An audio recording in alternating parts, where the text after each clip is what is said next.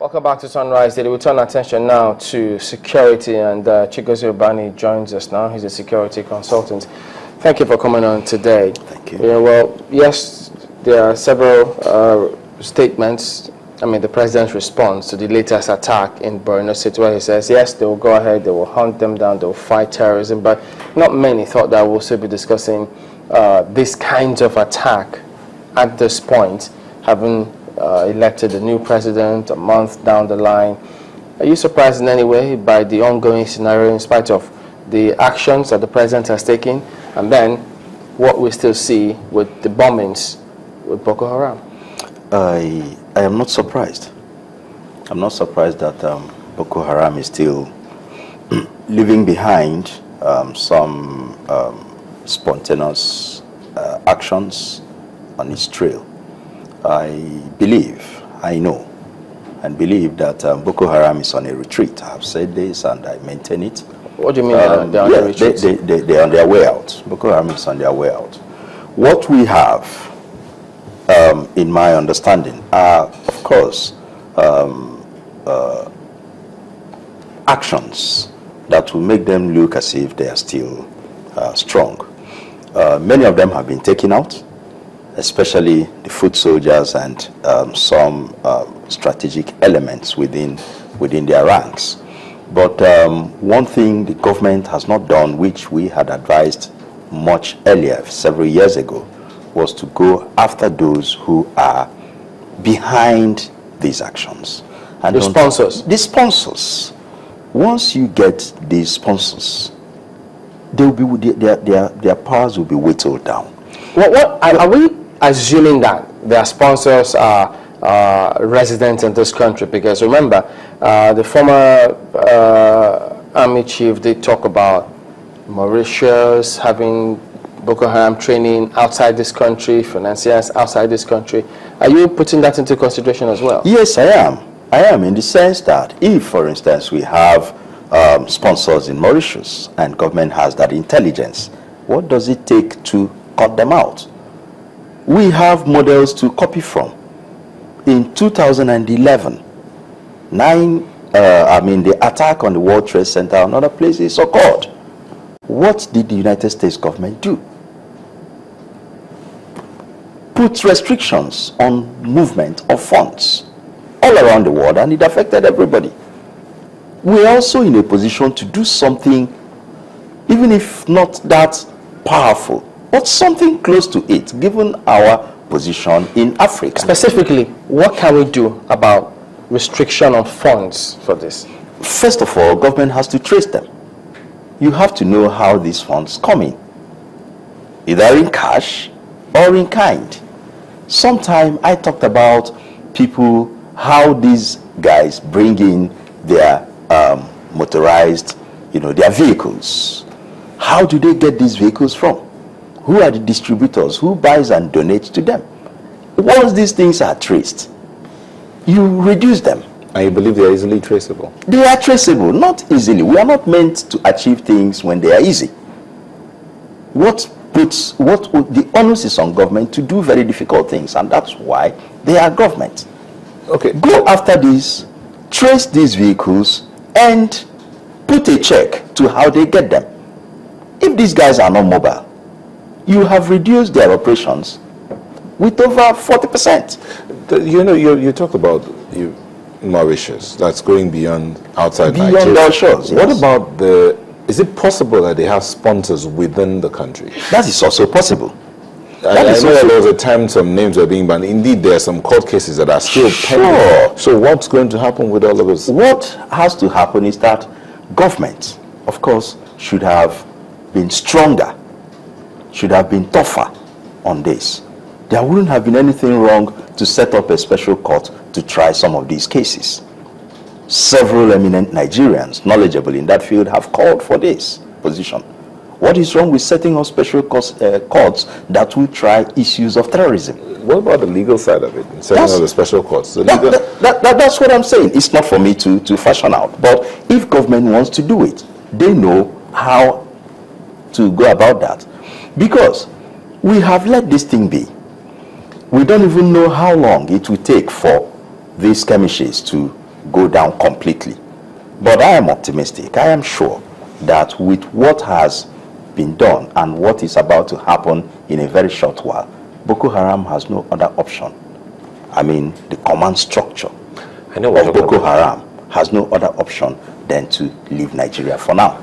But that does not in any way completely erase the actions of some people who had been indoctrinated and who still have personal issues to sort out within different communities within the region. You know, when we talk about communities, is quite instructive here that a good thing you hear. I recall when we had, well, spate of kidnappings in Nigeria's southeast. You were here years ago to talk about this, and you also realize that the rate at which kidnappers have come up again is alarming. Yes. And you look at the Boko Haram insurgency and the number of deaths that has been recorded since May 29th is also mind-boggling. Yes. And if you say that maybe in their last phase and they decide to unleash more terror and harm on these people, what can the people do in the light of this? It is expected, or it is, we saw a reduction in all of that towards the elections.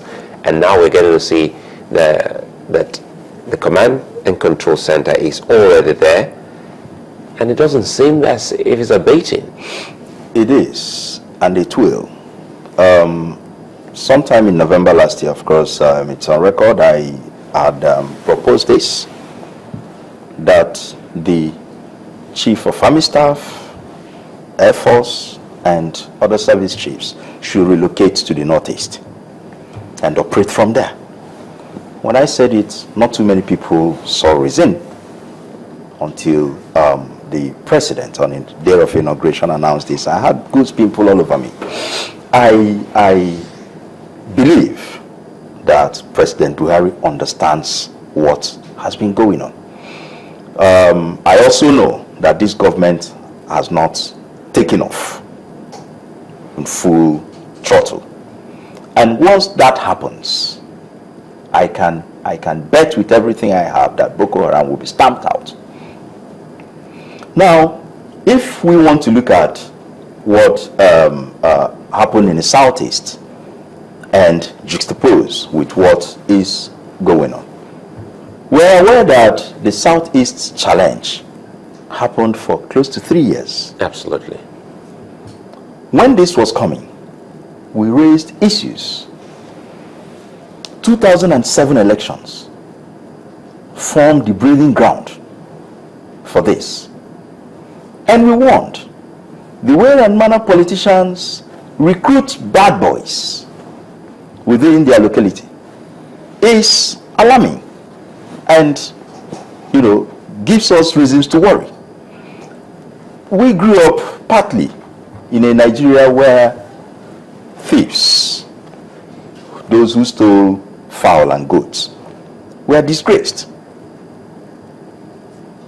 Now, we get to a point where those who go with pump-action rifles, break into people's doors, steal household items, sell them, are becoming friends to politicians. So, close to elections, you recruit all these boys. And they assist you in prosecuting the elections. Win or lose, you're either in the government house or you retreat into your fortress. And you let these boys be. Some of them heavily armed.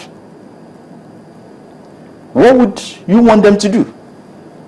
Obviously go fend for yourselves. And that's why when I took a tour in December, attending political rallies, I came back to tell people, I said, look, the bad boys are here again. After these elections, they'll be let loose. And that is happening now in Southeast. The cases of kidnapping is underreported. And that's the way it started in 2007, 2008. When they were kidnapping businessmen, medical doctors, you know, people who are seen to have little cash. By the time they kidnap one government official or one prominent person, then the press will understand what has been going on all this while. I think they do understand. Look at the paramount a traditional ruler in the Southwest has been a victim. Very good. And very unfortunate former VC of Futa. So it's almost... So let's go beyond securing release and letting these people be. I do not also subscribe to shooting at sight. Each time a suspected criminal is apprehended, we should take time to grill and get the facts out. How did you get here? I have done extensive work on this to find out that some traditional rulers in the Southeast are behind some of these boys. Arms and ammunition are kept in some of our palaces. If they choose to remove them now, let them start removing them. But I can tell you that some of them are behind. I say some of them, because we still have men and women of integrity in the traditional institutions. There is no doubt about that. But a lot of questionable characters have flooded the traditional institutions and doing all sorts, including aiding and abetting armed violence against the people. Some of them get into this in trying to protect themselves, being the custodian of tradition and also security in the domain. Very quickly, because we're out of time, we've seen some tremendous amount of success from the police, the way the traditional ruler issue in Ondo State, even the Futa, and a lot of people have been talking. Yes. What would you be saying to the security agencies, the police, and even the DSS? No, we need to step it up. We need to step it up. I have been an advocate of high, versatile, high-level intelligence network. I have always said this. The police budget should be increased. The police needs to have the funds to buy information beyond the ordinarily calling people to provide information and get a reward. The police, in trying to be proactive, should buy information. And there's nothing wrong with that. They need to buy it. And that's why we say that the cost of lawmaking, dangerously, to our detriment, outweighs the cost of law enforcement. The reverse should be the case. The reverse should be the case. And the police is short-staffed with 370-something men. It's little for 170 million people. Would it help if we introduce community policing? We also need, for instance, the civil defense. I know was set up by the act of the parliament.